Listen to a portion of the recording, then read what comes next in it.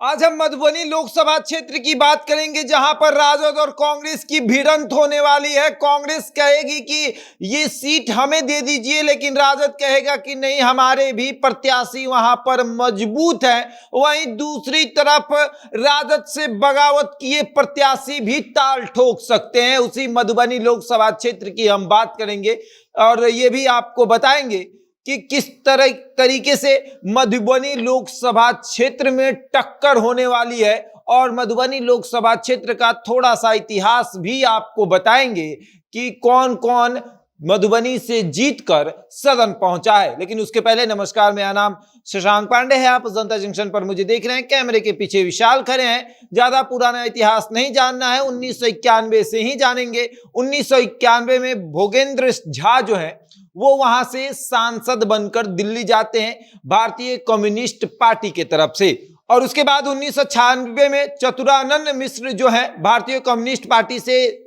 चुनकर दिल्ली जाते हैं। 1998 में जो कि उपचुनाव होता है, केंद्र की सरकार पलट जाती है, उसके बाद उपचुनाव होता है, तो उस समय शकील अहमद कांग्रेस से वहां से जीतकर सदन पहुंचते। फिर 1999 में चौधरी हुकुमदेव नारायण यादव बीजेपी से जाते हैं। फिर 2004 में शकील अहमद कांग्रेस से। फिर 2009 में चौधरी हुकुमदेव नारायण यादव जो है वो बीजेपी से जाते हैं। 2014 में भी चौधरी हुकुमदेव नारायण यादव बीजेपी से। और 2019 में अशोक कुमार यादव वो अभी वहां के वर्तमान के सांसद हैं। और उसके बाद फिर 2014 और 19 में जानेंगे कि किसको कितना वोट मिला था, पहले नंबर पर कौन था, दूसरे नंबर पर कौन था।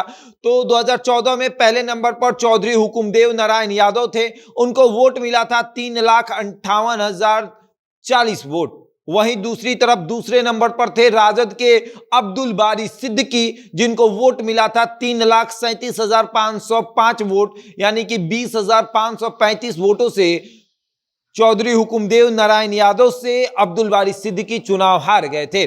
वहीं 2019 में अशोक कुमार यादव को वोट मिला था 5,95,843 वोट।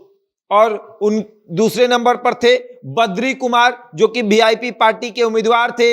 वीआईपी पार्टी जो कि 2019 में गठबंधन, यूपीए गठबंधन का हिस्सा थी, उनको वोट मिला था 1,40,903 वोट। वहीं तीसरे नंबर पर शकील अहमद थे, जो कि निर्दलीय प्रत्याशी बने थे। कांग्रेस के पास टिकट नहीं गया था तो वो निर्दलीय वहां से चुनाव लड़ लिए, उनको वोट मिला 1,32,000। और बद्री कुमार जो है वो 4,54,940 वोटों से चुनाव हार गए थे।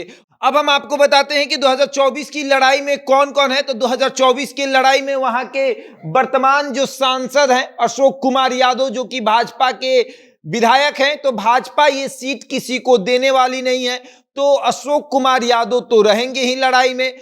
और अब आते हैं इंडिया गठबंधन में। इंडिया गठबंधन की तरफ से कौन कौन उम्मीदवार होगा। तो इंडिया गठबंधन में दो पार्टियां जो हैं वो अपना दावा वहां से पेश करेगी, पहली कांग्रेस और दूसरी राजद।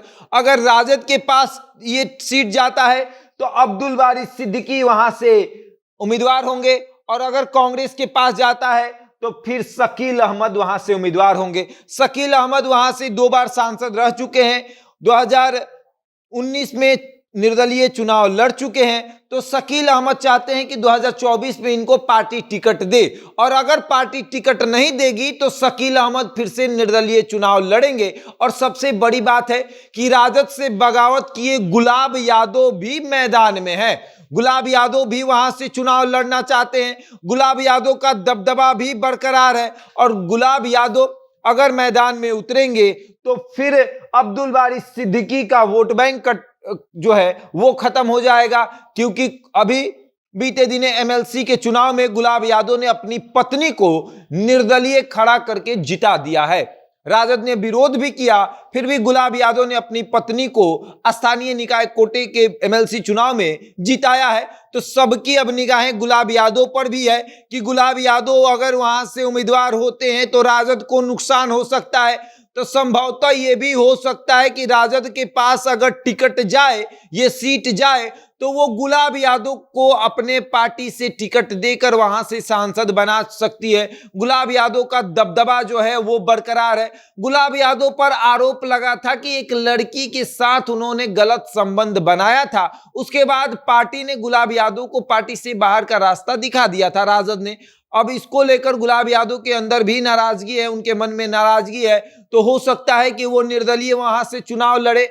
लेकिन राजद चाहती है और खास करके लालू यादव चाहते हैं कि जिस नेता को वो लगातार पेंडिंग लिस्ट में डाल रहे हैं, उसको कम से कम इस बार 2024 का लोकसभा चुनाव लड़ा दिया जाए। और अब्दुल बारी सिद्दीकी को लड़ाना मतलब कि ये कहना कि हम मुसलमानों के हित के बारे में सोच रहे हैं, क्योंकि अभी अगर राजद में देखा जाए तो सबसे बड़े मुसलमानों के नेता अब्दुल बारी सिद्दीकी ही हैं।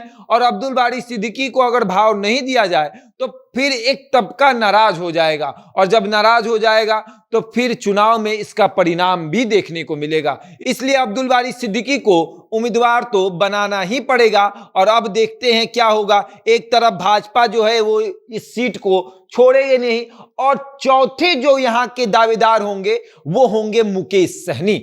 मुकेश सहनी अगर किसी गठबंधन में शामिल होंगे तो भी अपने उम्मीदवार को उतारेंगे, और अगर नहीं होंगे तो मधुबनी से तो वो उतारेंगे ही उतारेंगे, क्योंकि मधुबनी में भी उनका वोट बैंक बहुत तगड़ा है, उनके समाज के लोग अधिक संख्या में उस क्षेत्र में पाए जाते हैं। तो ऐसे में मुकेश सहनी प्रयास करेंगे कि अगर कोई गठबंधन उन्हें हिस्सा ना बनाए तो वो अपने पार्टी की तरफ से भी अपने उम्मीदवार को वहां उतार सकते हैं। अब देखते हैं क्या होगा 2024 में। एक तरफ है अब्दुल बारी सिद्दीकी राजद की तरफ से, दूसरी तरफ है आपको शकील अहमद कांग्रेस की तरफ से, और कहीं अब जेडीयू के भी उम्मीदवार ना निकल जाए, वो भी ताल ना ठोक दे कि हम भी मधुबनी से चुनाव लड़ेंगे, तब तो बड़ी मुसीबत हो जाएगी। बहरहाल इस खबर में इतना ही। बने रहे हमारे साथ और देखते रहे जनता जंक्शन।